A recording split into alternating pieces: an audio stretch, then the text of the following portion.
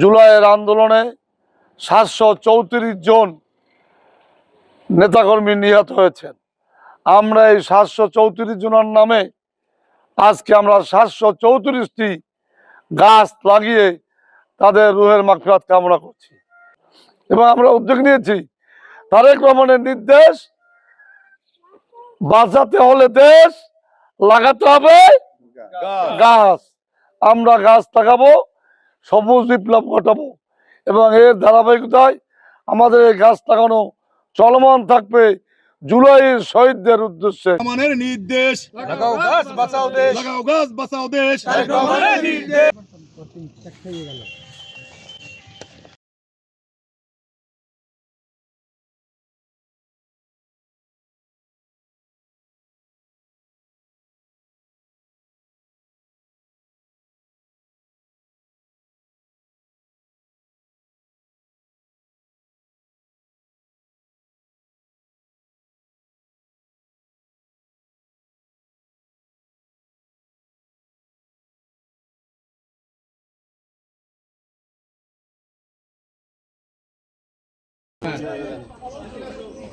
গিট দিয়ে দে, গিয়ে লাগাই দেন না আপাতত। ক্লিপ করে এটা ক্লিপ দাও দিন।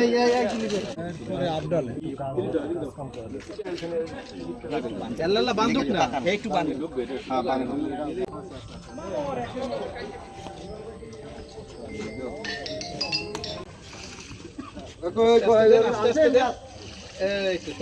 আমরা পিরোজপুরের আজকে যে 9টি পৌরসভা 9টি করে গাছ লাগাচ্ছি, সেই গাছটি তারা এই দেশকে বাঁচাবার জন্য যুদ্ধ করে শহীদ হয়েছেন। আমরা শুধুমাত্র তাদের